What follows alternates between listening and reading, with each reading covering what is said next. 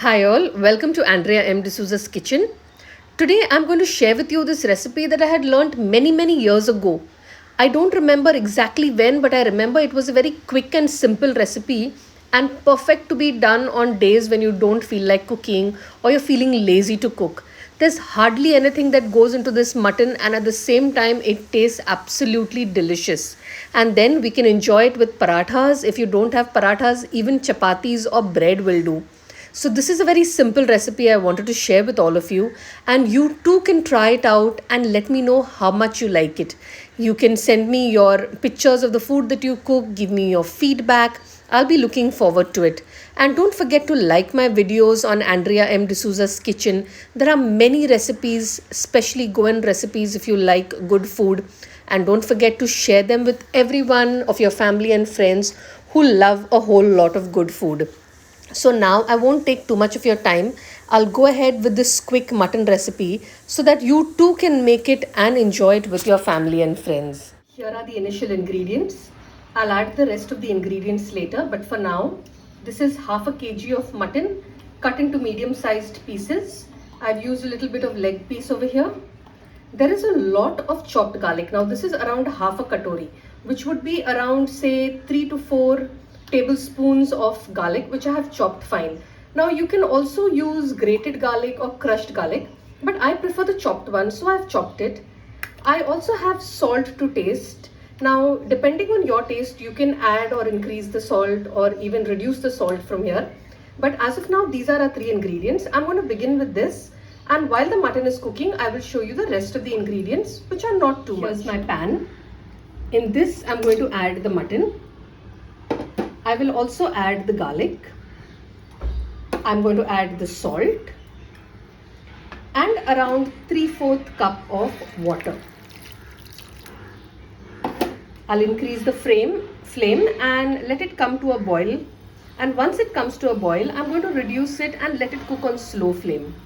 Now there are some of you who might also want to cook this initially in the cooker, but I prefer using the slow cooking method because if you've noticed my previous recipes also, I like my meats to be cooked on a slow flame.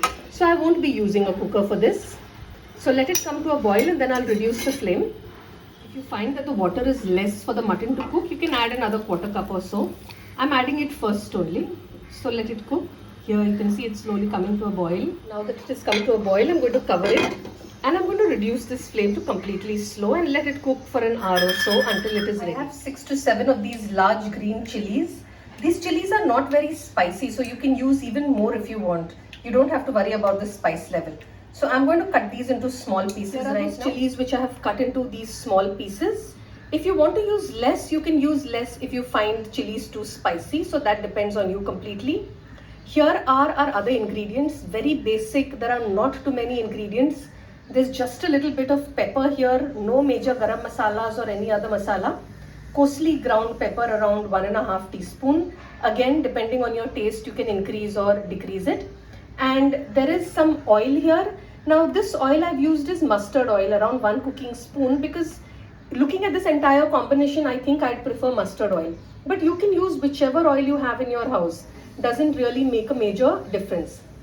There is some ginger which I have cut into these thin strips. Now looking at the ginger, don't think I'm going to use all this ginger.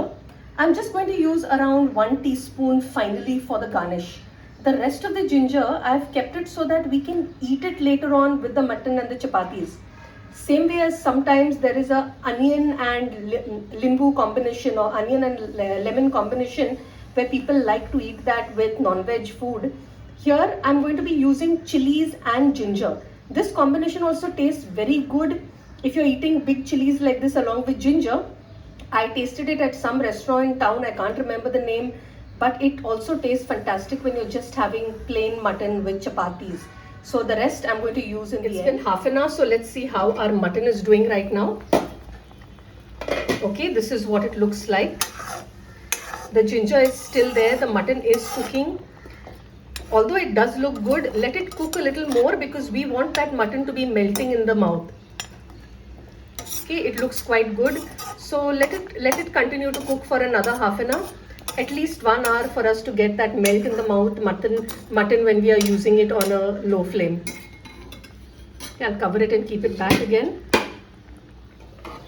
This is after 1 hour. Can you see how it looks?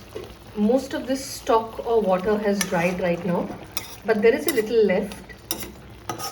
And it is also smelling extremely good. The only thing it contains is garlic and salt and water, and still it smells very good. I'm going to add my chilies to it now. Okay, here are all my chilies added. Again, a reminder, if you want to add less chilies, please do so. Do not add the chilies the way I have added if you cannot stand spicy food. And at this point of time, I'm also going to add my oil. And let it continue cooking for a while until the water dries and the chilies become soft. So I'm going to let this remain now like this only. I had covered it again a little while so that the chilies could become soft. Now look at it now, see how lovely it looks. Chilies have become nice and soft and it looks already very appetizing.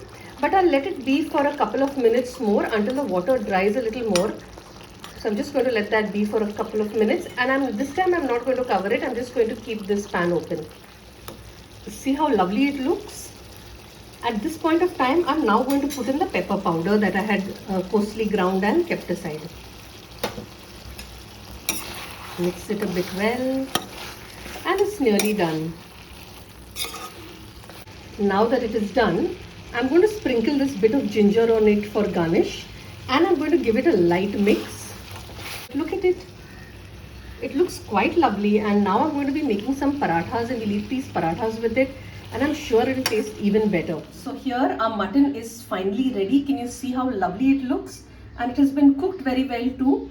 So we are going to enjoy it with some parathas with a whole lot of pure ghee, and definitely these green chilies and these slivers of ginger that we have. So I'm going ahead to enjoy my lunch. You do too. Have a great day ahead. And before I end, do remember to like the videos and to subscribe to my YouTube channel, Andrea M. D'Souza's Kitchen. You will also find Andrea M. D'Souza's Kitchen on Instagram and Facebook. So do like the videos, the pictures, the posts, and share it with everyone who loves good cooking. Bye-bye.